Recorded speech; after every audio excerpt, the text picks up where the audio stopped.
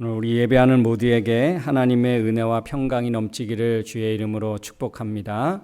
우리 좌우 앞뒤 한번 인사하겠습니다. 하나님이 하십니다. 하나님이 하십니다.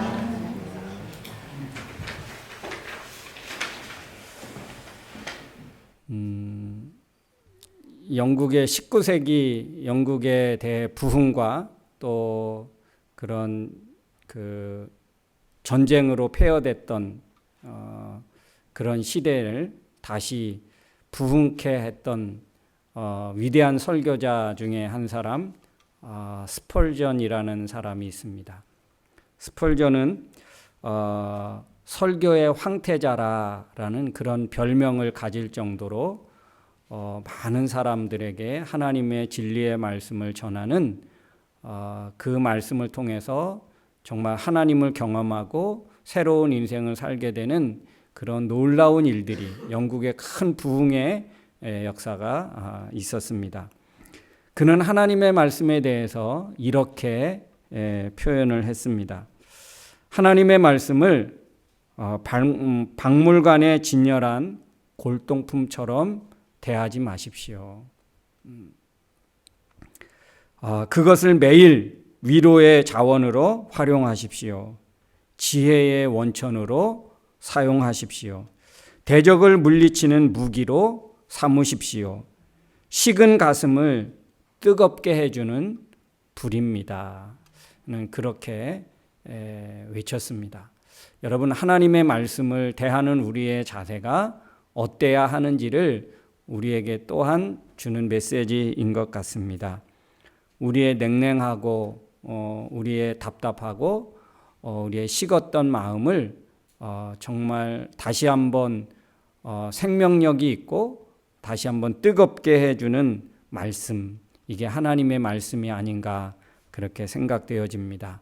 그래서 여러분, 오늘 말씀을 통해서 하나님을 향한 또 우리의 인생을 허락해 주신 그 하나님 앞에 우리의 마음이 새로워지고 또 뜨거워지는 시간이 되었으면 좋겠습니다. 오늘 우리 갈라디아서 이제 오늘 마지막 부분은 우리가 함께 살펴보려고 합니다. 어떻게 여러분 갈라디아서 1장부터 지금까지 지루하셨나요? 어쩌나 모르겠습니다. 하나님께서 또 갈라디아서를 통해서 우리에게 주신 또 귀한 은혜가 있었는 줄로 믿습니다. 오늘 11절에 보니까 바울은 갈라디아 교회를 향해서 이렇게 말하고 있습니다. 내가 손수 여러분에게 이렇게 큰 글자로 쓰는 것을 보십시오. 이 말의 의미는 어떤 의미일까? 아마 바울은 이 갈라디아 교회를 향한 사랑이 담겨져 있는 그런 표현이 아닌가. 얼마나 사랑했으면 손수 직접 쓰고 있고, 그리고 보니까 큰 글자로 썼다라고 합니다. 이 큰 글자로 썼다는 것은 무엇일까요? 그냥 실제로 큰 글씨를 써서 그래서 편지도 되게 두껍게 그렇게 했다는 말일까? 이것은 그런 말이 아니고 어쩌면 성도들의 마음속에 하나님의 말씀이 깊이 새겨지고 생명의 말씀이 깊이 되게 하려는 그런 의도로 굉장히 강조하고 있는 그런 의미라고 보여집니다. 큰 글자로 썼다, 이 말은 여러분은 내가 지금 이렇게 갈라디아서를 쓰면서 강조하고 있는 이 말씀을 꼭 기억하십시오. 잊어버리지 말고 자주 되새기십시오. 이 말씀 안에 거하십시오. 이 말씀을 붙잡고 사십시오. 이렇게 강조하는 표현이 아닌가. 그래서 여러분, 오늘 이 갈라디아서는 갈라디아 지역에 있는 모든 교회들, 가정교회를 비롯한 모든 교회들이 하나님 말씀으로 말미암아 그들의 믿음이 온전해지고 또 그 마음들이 하나님께로 향하는 그러한 역사가 있기를 원하는 그 바울의 마음을 우리가 읽을 수 있는 줄로 믿습니다. 사랑하는 성도 여러분, 이 하나님의 말씀을 우리 마음판에 새길 수 있기를 주님의 이름으로 축원합니다. 다른 어떤 것은 몰라도 우리는 하나님을 믿는 믿음 안에 거하는 믿음의 사람이 되어야 할 줄로 믿습니다. 이 갈라디아 교회, 갈라디아 이 지역은 굉장히 상업이 번창하고 그리고 어떤 많은 그 민족의 사람들이 모여서 한 도시를 이루는 그런 지역이었습니다. 그래서 무역이 굉장히 활발하게 이루어졌고 많은 지역의 사람들이 모이다 보니까 여러 가지 어떤 문화와 그런 어떤 삶의 그런 습관들을 가지고 왔겠죠. 그래서 어떤 혼합주의가 일어나게 되고 이제 뭔가 정책을 펴면 하나가 되기 어려운 그런데 여기에는 로마 이 총독부가 딱 자리 잡고 있어서 이 굉장히 어떤 정치적으로도 굉장히 어떤 강한 그런 성향이 있는 그런 도시였습니다. 그래서 이쪽으로 많이 이주했던 사람들 중에 하나가 누구냐면 이제 유대인들입니다. 굉장히 도시화가 되고 그리고 이 예루살렘이나 이쪽 이스라엘은 굉장히 이제 어떤 그 핍박이 일어나게 되고 기독교 유대교에 대한 그런 이제 핍박이 시작하게 되었던 그런 때입니다. 그러니까 이들이 이제 그런 어떤 핍박을 피해서 오게 된 곳이 뭐 그 소아시아 일대 여러 지역이기도 하고 또 굉장히 이렇게 발달된 도시에 이제 오게 되었습니다. 유대인들이 와서 자기네들의 어떤 전통과 자기네들이 어떤 그 율법을 굉장히 강조하고 주장하게 되었죠. 바울이 갈라디아 교회에 와서 복음을 전해서 교회가 세워지고 근데 이제 그 갈라디아 지역에 있는 교회들이 여러 가지 공격을 받게 되어집니다. 그 공격 중에 하나가 뭐냐면 하나님을 믿는 바울의 복음을 통해서 듣고 믿게 된 하나님과 유대인들의 하나님은 다른 하나님이 아닙니다. 같은 하나님입니다. 그런데 그 하나님을 믿는 방식에 있어서는 다른 거죠. 그래서 유대교는 율법을 중심으로 해서 율법을 통해서 하나님을 믿고 하나님을 섬기려고 했습니다. 그리고 바울을 비롯하여 하나님의 복음을 예수 그리스도의 죽으심과 그 죽으심을 통하여 전에 듣게 된 하나님의 사랑, 구원의 복음, 이 개신교, 기독교의 그 어떤 믿음을 가지고 하나님을 섬기는 것과는 이제 다르게 되어진 거죠. 그 중에서 가장 문제가 됐던 것이 뭐냐 하면 할례입니다. 할례.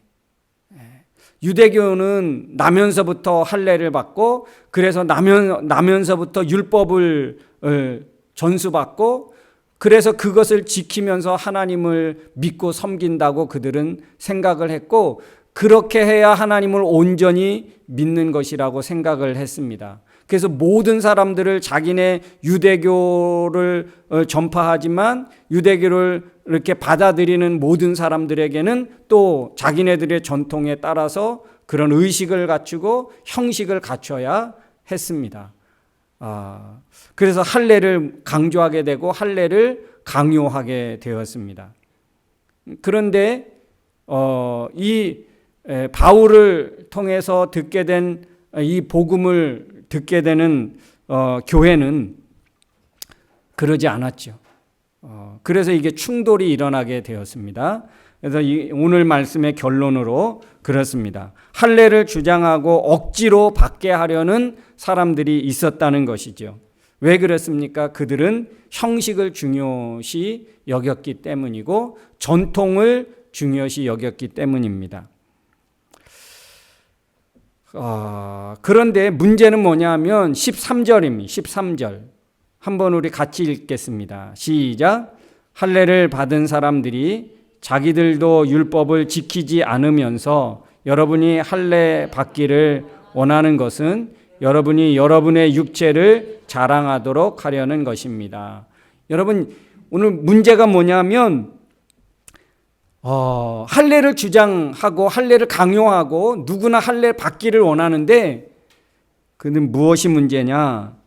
그들은 할례를 받았지만 율법을 지키지 않는 그들의 모습이라는 거예요. 그들의 삶이라는 것입니다. 율법을 지키기 위해서 할례를 받고 할례를 강요하지만 할례가 율법의 전부는 아니었거든요. 근데 율법을 지키기 위해서 당신은 할례를 받아야 됩니다. 우리는 할례를 받았습니다. 그것이 율법을 지키는 것이냐? 강요했지만 결국에 그들은 어떤 사람이었느냐? 전혀 율법과 무관한 삶을 살아가는 거예요. 할례를 받았지만 율법을 지키지 않았고 할례를 받았지만 율법을 통하여 하나님을 온전히 믿지 않았던 것입니다. 굉장히 심각한 문제일 수 있는 거지요. 율법을 지키지 않으면서 오히려 율법을 지키는 것처럼 보여지도록 강요했다는 것입니다. 이것은 어떤 결과를 낳을까요? 이것은 우리가 지난주에도 살펴봤지만 하나님을 속이는 것이고 자기를 속이는 결과가 되는 것입니다. 그래서 하나님은 결코 사람의 얄팍한 생각에 속지 아니하신다라고 우리가 지난주의 말씀을 함께 생각해 보았습니다. 믿음의 내용은 다 빠졌습니다. 하나님은 왜 율법을 주셨을까요? 왜 율법을 주셨을까요? 너희와 나와의 이 관계는 끊을 수 없고 누구도 파괴할 수 없다. 이게 이제 성문화돼서 율법으로 해가지고 하나님과 우리와의 관계를 그렇게 만들어 주신 거예요. 형성해 주신 것입니다. 근데 이 믿음의 내용은 다 빠지고 내용이 없는 그런 율법? 이게 뭘까? 여러분, 우리의 믿음이 형식만 남았다고 하면 우리의 믿음은 온전한 믿음일까요? 우리가 온전한 믿음을 가졌다라고 말할 수 있을까요? 믿음의 내용은 없습니다. 뭘 믿어야 하는지, 어떻게 믿어야 하는지 믿음의 내용은 하나도 없고 형식만 있다면 과연 우리의 믿음은 어떨까요? 저는 한번 그렇게 생각해 봤습니다. 이게 뭘까? 믿음의 형식만 있고 내용이 없다면 과연 오늘날 무엇과 같을까? 곰곰이 생각했는데 제가 딱 들어맞는 하나의 비유가 생각났습니다. 비유가 떠올랐는데 뭐냐면 배터리 없는 테슬라 자동차에서 앉아가지고 핸들을 잡고 자꾸 앞으로 가려고 하는 거예요. 여러분 이해되십니까? 배터리는 없어요. 방전이 됐든지 아니면 배터리가 없는 테슬라 자동차에서 가고 싶어서 가려고 핸들을 잡고 왜 안 가지 하는 것과 똑같다는 것입니다. 형식은 있고 믿음의 내용이 없으면 우리에게 어떤 생명의 능력이, 우리에게 어떤 이 세상을 살아가야 할 방향이나 그런 어떤 그런 힘이 우리에게 있겠습니까? 내용이 없는 것은 생명이 없다는 것입니다. 생명이 없다는 거예요. 여러분, 예수님이 이 세상에 처음 오셔서 말씀을 전해요. 회당에 가서 말씀을 전하고 할 때 많은 사람들이 회당에 모였습니다. 그러니까 매 안식일마다 거기에서 서기관들이 매 안식일마다 율법을 강론했습니다. 율법을 설파했지요. 근데 예수님이 안식일날 회당에 가서 처음으로 예수님이 말씀을 전하기 시작했습니다.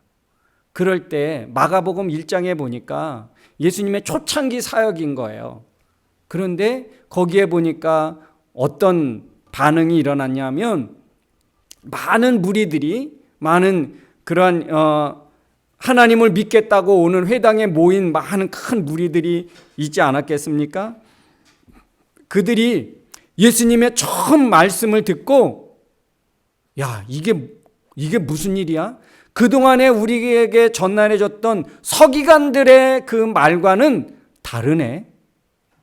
서기관들이 전해줄 때는 우리에게 이런 뜨거움이나 이런 어떤 우리의 눈이 확 뜨여지는, 우리의 어떤 영안이 뜨여지고 우리의 마음이 뜨거워지는 것이 없었는데, 예수님이 똑같은 장소에서 하나님의 말씀을 전하기 시작할 때, 야, 이게 그들의 이 서기관들의 가르침과는 전혀 차원이 다른 그런 가르침을 받게 되었다는 것입니다. 한 번도 느껴보지 못했던 어떤 그런 힘을 그 모든 무리들이 느끼게 되었다는 것입니다. 예수님의 가르침에 놀랐습니다. 왜요? 왜? 똑같은 하나님의 말씀, 또 하나님을 전하는데 서기관들이 전할 때는 그런 느낌을 받지 못했는데 예수님이 말씀을 전할 때는 정말 마음이 뜨거워지고, 야, 우리가 믿는 하나님은 이런 분이구나. 그거를 그렇게 마음에 와닿을 정도로 그렇게 했다는 것입니다. 많은 사람들의 마음이 움직였다는 거예요. 왜요? 왜? 서기관들은요, 그들의 가르침은 무엇을 위한 가르침이었을까? 그들은요, 비판하고 정죄하는 목적으로 율법을 전한 거였어요. 예수님은 비판하고 정죄하고 잘못을 꾸짖기 위해서가 아니었습니다. 그 영혼들을 하나님께로 어떻게 하면 인도할까? 그 영혼을 사랑하고 그 영혼을 회복하고 그 영혼들을 치료하기 위한 말씀이었지요. 여러분, 같은 말이라도 심판하고 정죄하기 위해서 하는 말과 정말 사랑으로 어떻게든 좀 바꿔지고 사랑의 그 어떤 마음을 가지고, 야, 이 사람이 정말 바른 길 갔으면 좋겠다라고 하는 그런 마음을 가지고 전하는 것과 분명히 다르겠죠. 서기관들이 가르치는 목적은 심판하고 비판하고 정죄하는 목적으로 왜 그렇게 하지 못했느냐고, 그렇게 책망하기 위해서 말씀을 전했던 것이죠. 그러니까 어떻게 됐습니까? 많은 사람들이 영적으로 죽게 되었고, 실제로 서기관들과 바리새인들을 통해서 많은 사람들이 영적으로 죽어갔습니다. 예수님은 영적으로 죽어가는 그 백성들을 회복하고 치료하셨다는 것입니다. 예수님의 가르침을 통해서 그들은 생명력을 회복하게 되었고 생명력을 느끼게 되었다는 것입니다. 그것이 그 예수님의 가르침과 계속 연결되어졌던 것, 그게 무엇일까요? 바로 바울의 가르침이었고 바울의 선교 사역이었습니다. 그래서 14절에 그렇게 말합니다. 율법을 지키지 아니하면서 율법을 강조하는 그들이 있었는데, 그러나 바울은 예수 그리스도의 십자가 말고는 자랑할 것이 없다라고 그는 그렇게 말합니다. 그래서 15절, 하나님의 백성으로 사는 것이 중요하다. 할례를 받느냐 안 받느냐 이게 중요한 것이 아니고, 이게 문제가 아니고 우리가 하나님의 백성으로 사는 것이 중요하다. 그래서 지금 하나님의 백성이냐 하나님의 백성이 아니냐, 예수 그리스도의 십자가를 통해서 내가 하나님의 자녀가 되었느냐 그렇지 않았느냐가 심각하고 중요한 것이지, 율법이 나를 죽이고 나를 살리는 것은 결코 아니다라고 말씀하고 있는 것입니다. 바울은 그래서 형식보다 내용 있는 삶을 강조하였습니다. 여러분, 주일날 교회에 나와 앉아 있는 것으로 우리 할 일 다 했다, 역할 다 했다, 그렇게 한다면 그것으로 내가 할 일 역할 다 했다고 하면 그건 바로 우리의 믿음의 생명력이 없습니다. 내 마음에, 내 생각에, 내 삶의 구석구석에 하나님은 있는가? 믿음의 내용은 있는가? 삶의 내용이 채워지고 있는가? 이게 우리에게 너무나 중요합니다. 사랑하는 성도 여러분, 겉으로 보여지기 위해서 살면 어떨까요? 우리 많이 그렇게 살아보지 않았습니까? 누군가에게 비춰지는 나, 누군가에게 좋게 비춰지기 위한 삶을 산다면 어떨까요? 힘들겠죠. 불편하겠죠. 늘 눈치 봐야 되겠고 늘 주위를 살펴야 되겠죠. 늘 내가 아는 사람이 혹시 있나 없나 살펴야 되겠죠.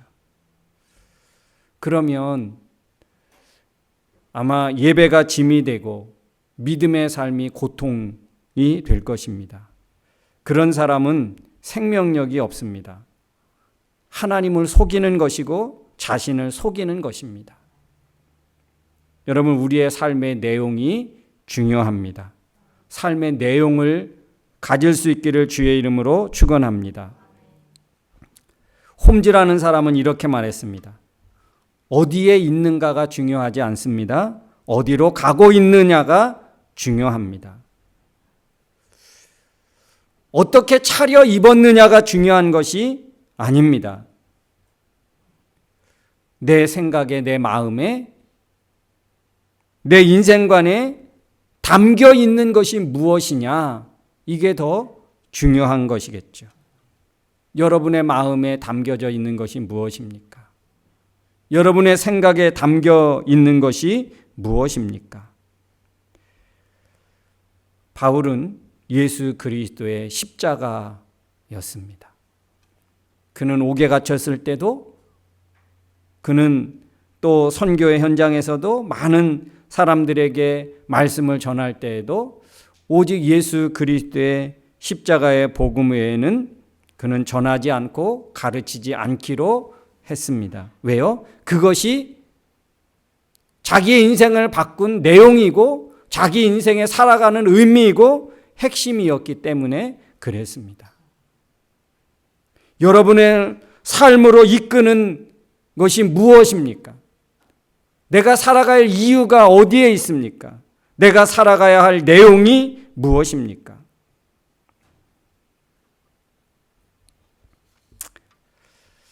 하나님의 사람이 되느냐 안 되느냐, 이게 중요합니다. 여러분, 예수 그리스도의 십자가란 무엇일까요? 바울이 그렇게 자랑하고 그렇게 전하려고 애썼던 그 십자가, 이게 뭘까요? 바울이 전한 십자가의 내용은 그렇습니다. 종처럼 낮아지시고 하늘의 영광을 버리고 낮고 천한 곳에 오시고 그럼에도 사랑하시고 죽기까지 사랑하시고 믿는 자를 구원하시려고 다시 살아나시고 믿는 자와 영원히 함께 하시기 위하여 다시 오시는 것, 이게 바울이 전하고자 했던 십자가입니다. 그냥 단순히 십자가에서 죽으신 사건만이 아니라 예수님이 오시고 33년 동안 말씀을 전하시고 그리고 십자가에서 죽으시고 부활하시고 다시 이 땅에 오시는 그 모든 것이 예수 그리스도의 십자가였습니다. 사랑하는 성도 여러분, 삶의 내용이 있는 사람이 되어지기를 주의 이름으로 축원합니다. 믿음의 삶의 근거가 있는 사람, 믿음의 삶의 이유가 있는 사람, 그런 사람을 오늘 어떻게 하시느냐 봤더니 오늘 16절에 그렇게 말합니다. 하나님께서 이 원리를 따라 사는 사람들과 하나님의 백성 이스라엘에게 평안과 자비를 내려주시기를 기도합니다. 어떤 사람에게?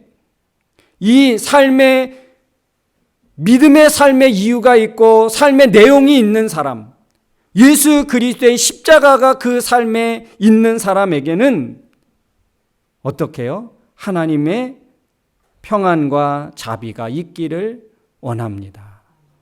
이게 바로 바울의 간구였습니다. 바울은 16절에 그렇게 선포했던 것입니다. 하나님의 평화와 자비가 있을 것이라고. 형식에만 매여 있는 사람에게는 참된 하나님의 평안과 참된 하나님의 자비의 역사가 있지 않다는 것입니다. 여러분, 과연 우리에게 이런 평화와 하나님의 자비의 역사가 있습니까? 예수 그리스도의 십자가가 우리의 내용으로, 삶의 내용으로 담겨 있어야 할 줄로 믿습니다. 믿음은 형식보다 내용입니다.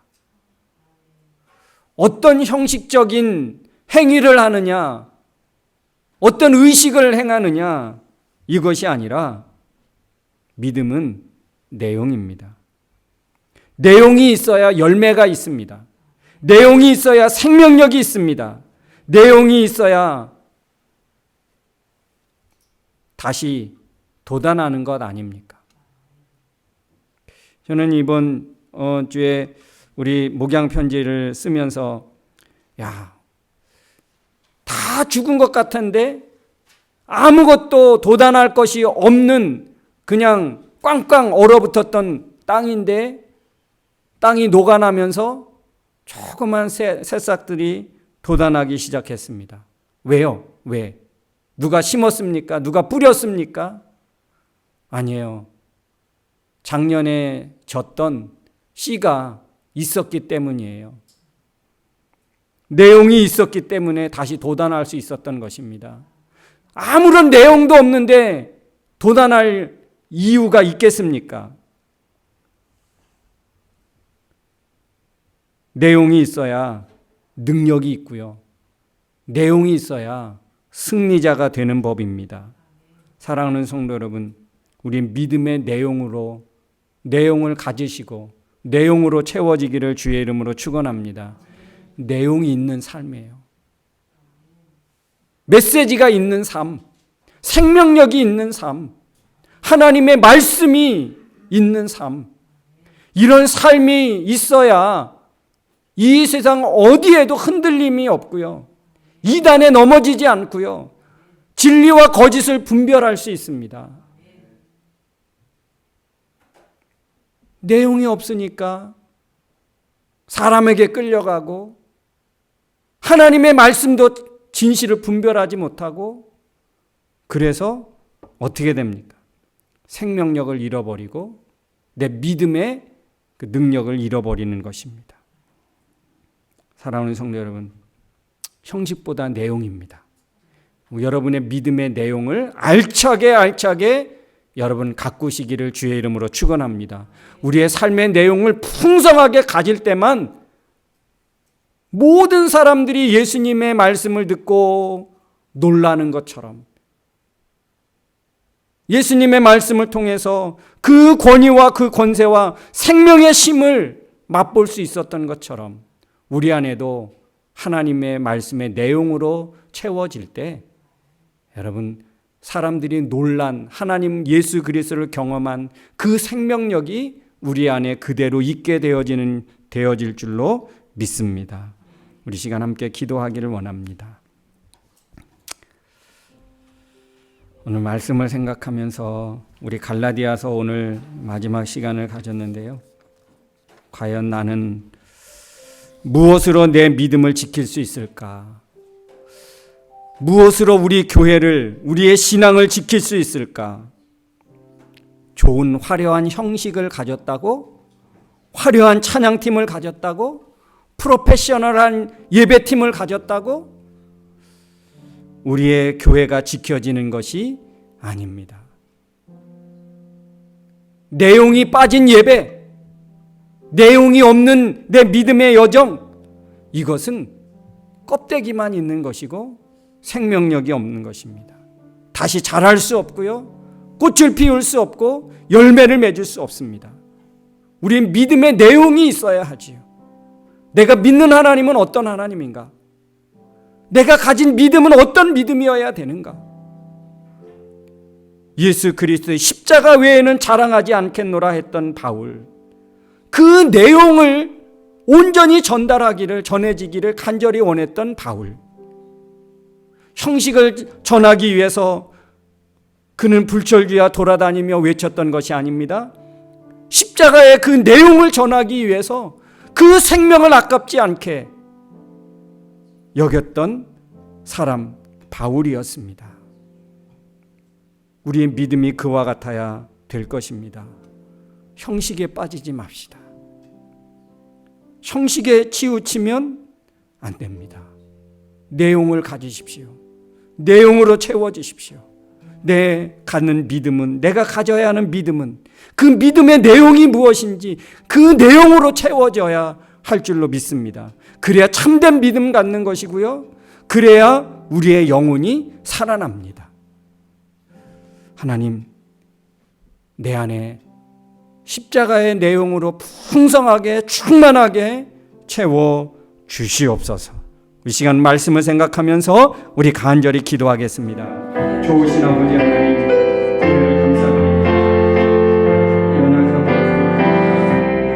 늘 넘어지고 늘 실패하고 늘 실수하고 늘 좌절하고, 하나님 아버지, 정말 이 세상을 보고 세상을 바라보며 얼마나 우리 안에 생명력을 잃어버리고 좌절하고 낙심하는 것입니다. 하나님 아버지, 그러나 우리 안에 믿음의 내용으로 채워질 때 하나님, 우리 안에 있는 우리를 괴롭혔던, 우리를 약하게 만들었던 그 모든 것들은 다 물러가고 떠나가고 결박당하고, 하나님 다시 우리를 생명력 있는 믿음으로, 생명력 있는 하나님의 사랑으로 하나님 다시 세워질 것을 믿습니다. 우리 사랑하는 성도들 한 사람 한 사람에게 하나님 믿음의 내용으로 채워 주옵소서. 믿음의 내용이 확실해지게 하여 주옵소서. 믿음의 내용이 선명해지게 하여 주옵소서.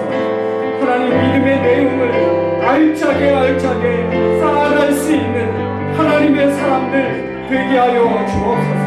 형식에 치우쳐 형식 때문에 시험되고, 형식 때문에 좌절하고, 형식 때문에 상처받고, 형식 때문에 낙심하는 자 없게 하시고, 하나님의 내용이 채워지지 않아서, 내 그 믿음의 내용이 채워지지 않아서 갈급한 심령으로 하나님 앞에 나아갈 수 있는 그런 깨어있고 살아있는 하나님의 사람들이 되게 하여 주시옵소서.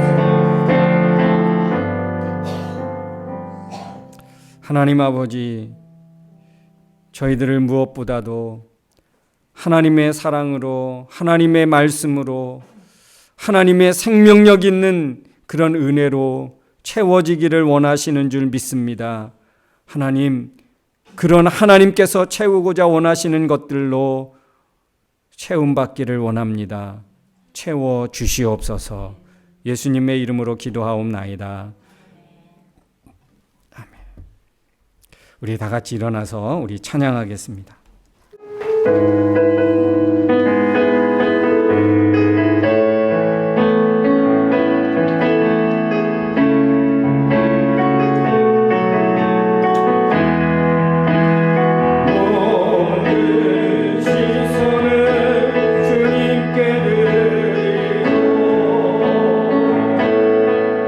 살아계신 하나님을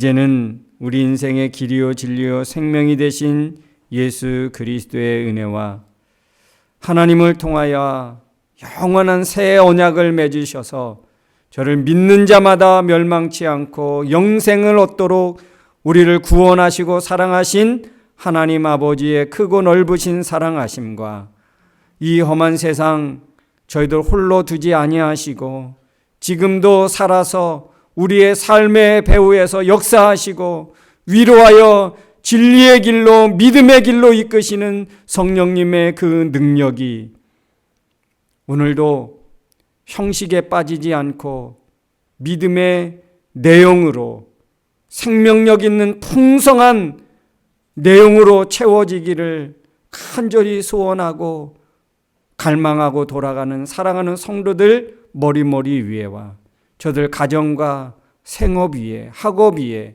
나가는 모든 진로 위에 그리고 세계 평화 위에 이제로부터 영원토록 함께 있을지어다. 아멘.